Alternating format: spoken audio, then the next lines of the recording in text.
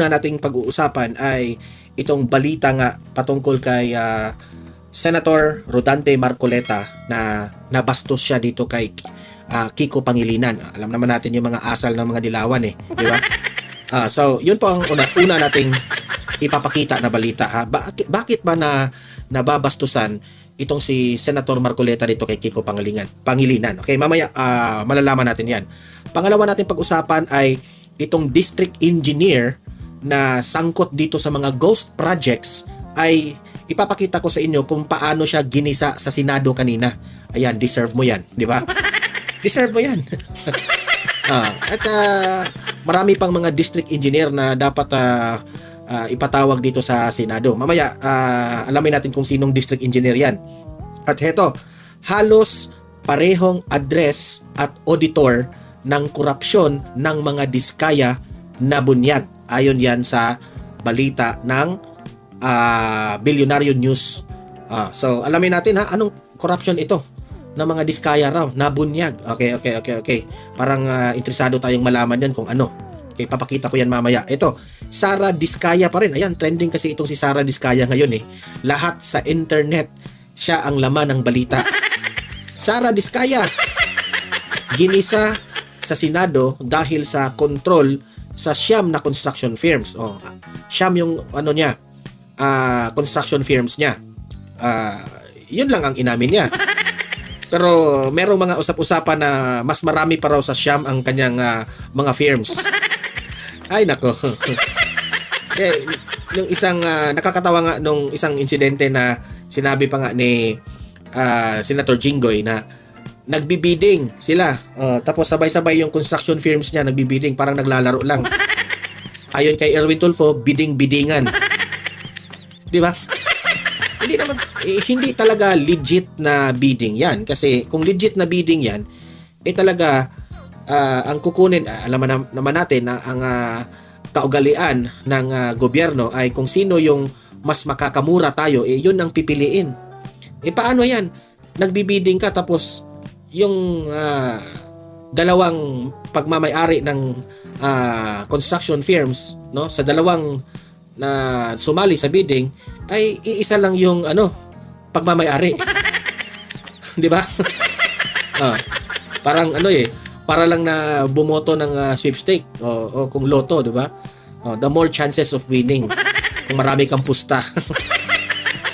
Okay, so yun po ang pag-uusap. Help me po muna na i-like at saka i-share itong video na ito para kakalat ito sa taong bayan. Okay, mahalaga like and share. Okay, ready? Sabay-sabay mo tayong mag-like and share. 1, 2, 3, go! Ayan, naka-like and share na ba? And sa mga bago pa lang dito sa aking channel sa Donmar TV, mag-subscribe na po kayo kung first time nyo itong napanood, para lagi kayong updated sa ating mga balita.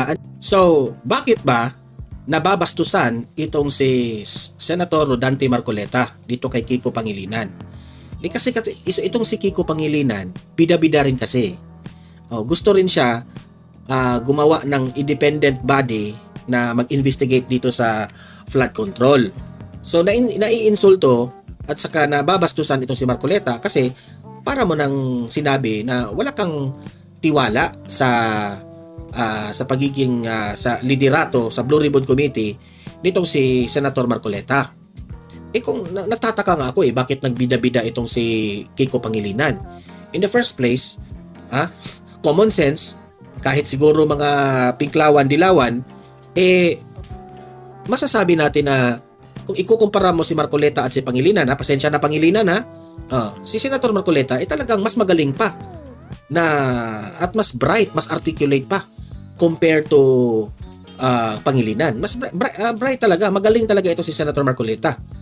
At hindi naman tayo bias dyan kasi makikita naman talaga. And at the same time, ang advantage dyan, matapang si Marcoleta. Medyo istrikto, no? Si Kiko Pangilinan, ano bang nagawa niya? Di ba? Hindi ko alam bakit merong mga ganyang tao, no? Meron na nag-imbestiga dito, magbida-bida rin siya sa kanyang sarili rin na para tawagin kang magaling ka? Mas magaling ka kay Senator Marcoleta? Talaga? Hindi ko maintindihan anong pakay nitong si Kiko Pangilinan. Heto panoorin natin yung balita. Binanatan ni Senador Rodante Marcoleta ang dalawang kapwa nito senador hinggil sa usapin ng investigasyon sa maanumalyang flood control projects. Binira rin ng senador ang ilang broadcaster na tila minamaliit ang ginagawang investigasyon ng Isa pa yan si Ben Tulfo, bida-bida rin eh.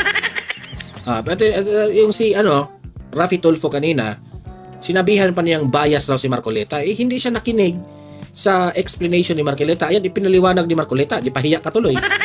Rafi Tulfo, pahiya ka. Kongreso. Narito ang Agenda Weekend Report ni Hannah T. Tila nabastusan si Senador Rodante Marcoleta sa panawagang bumuo ng isang independent investigative body para tutukan ang anomalya sa flood control projects. Sa isang panayam, sinabi ni Marcoleta na ayaw niyang iniinsulto siya at dapat magpakitang gilas umano si Senator Kiko Pangilinan kung gusto siyang palitan. Una na kasing sinuportahan ni Pangilinan ang pagbuo ng isang independent body na tututok sa probe. Isinusulong niyang pangunahan ito ni dating DPWH Secretary Rogelio Singson at dating Ombudsman Conchita Carpio Morales. Ani Pangilinan, dapat ang susunodin na ombudsman susunod sa marching orders ni Pangulong Bongbong Marcos at hahabuli ng mga sangkot sa anomalya. Babala ni Marcoleta, katakot-takot umano ang korupsyon sa ombudsman. At anya, kung kulay ang pag-uusapan, mababahira ng dilawang investigasyon. Kasi ang gusto ni Pangilinan, mag-imbestiga rin itong ombudsman. Yan ang sa pagkakaalam ko Sabi ng Marcoleta, bakit naman gawin itong ombudsman na sila yung mag-investigate? Na hindi maganda na sila yung mag-investigate kasi pati itong ombudsman meron ring issue patungkol sa corruption rin. Hindi ba? Nakakahiya rin eh.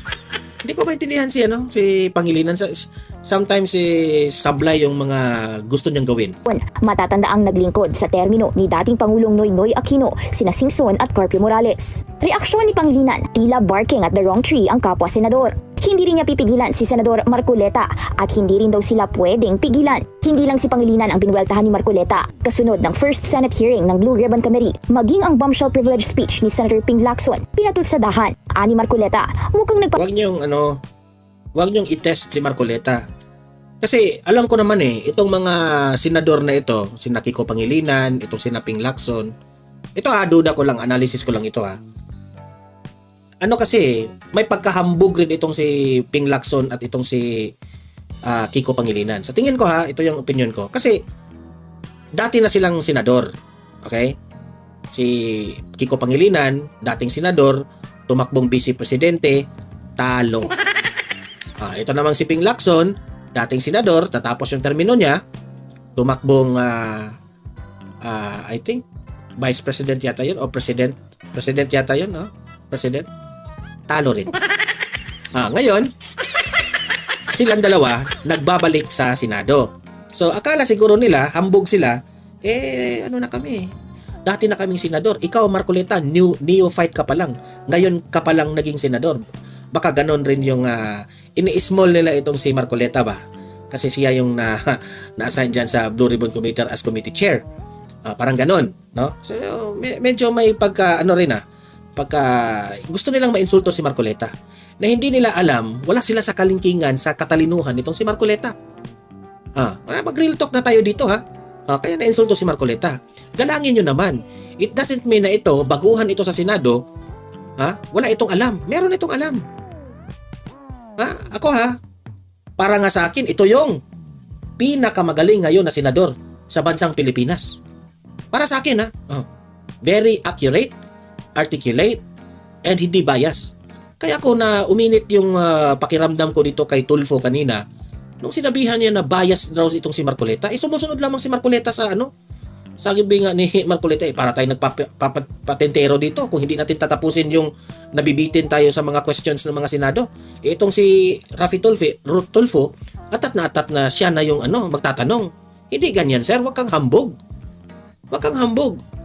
Hindi naman naging bias si Marcoleta, kundi pinadaloy-daloy lang niya sa hangin yung flow ng hearing. Di ba? Patuloy. Pasikat umano ang senador. Agarang sagot ni Lacson, ayaw niya ng away.